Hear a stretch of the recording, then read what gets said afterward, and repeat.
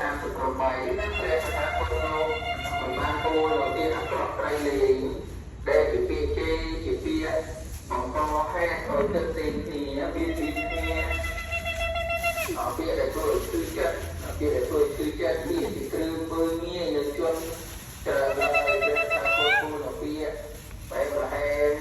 គុំគួរមិនប្រកបដោយប្រយោជន៍ព្រះកថាពុទ្ធលោកអាននៅក៏បានលើជាគេមានសម្លេងដូចជាសម្លេងព្រមអំណាចរបស់ព្រះកថាពុទ្ធនោះពុំទូនីព្រះកថាពុទ្ធមានទីតែនាំនៅប្រយោជន៍តែនៅបានសម្រេចនៅប្រយោជន៍យ៉ាងនេះបើព្រះកថាពុទ្ធនោះជាមនុស្សចេញទៅក៏បានមានពូជន់ជឿកាន់តាពីកាន់តាពីរបស់ព្រះអង្គនោះតាមពីព្រះអង្គនោះតែជាពាក្យពោលនៅពាក្យល្អដែលជាពោលនៅពាក្យល្អច្រើនចឹងក៏ហ្នឹងណាគឺសម្រាប់ពីរបស់វិជាពាក្យសម្រាប់សពពាក្យស្ដីទៅពោលតែអានសំទៅផលរបស់ព្រះអង្គក៏ព្រះអង្គមានអ្នកតាមច្រើនមានអ្នកស្ដាប់ច្រើនដូចសេចក្ដីសំខាងដើមចឹងដែរបទថាអតិយៈវេរព្រាដល់ឯនោះដូច្នេះអ្នកនោះនឹងមានអណ្ដាតរឹកមានអណ្ដាតស្លៀកបាំងមានអណ្ដាតព្រេងពីពីឬនិយាយទៅតែទៅឬគេទៅដឹក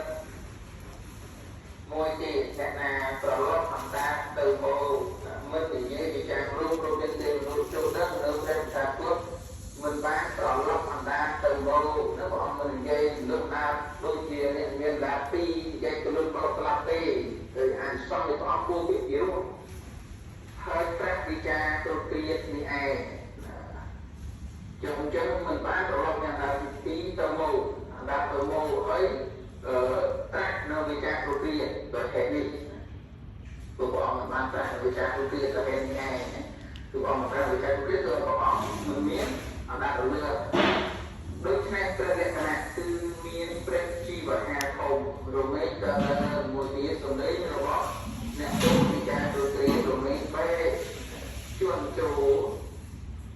ទៅដល់គេមានសម្លេងបែកហើយ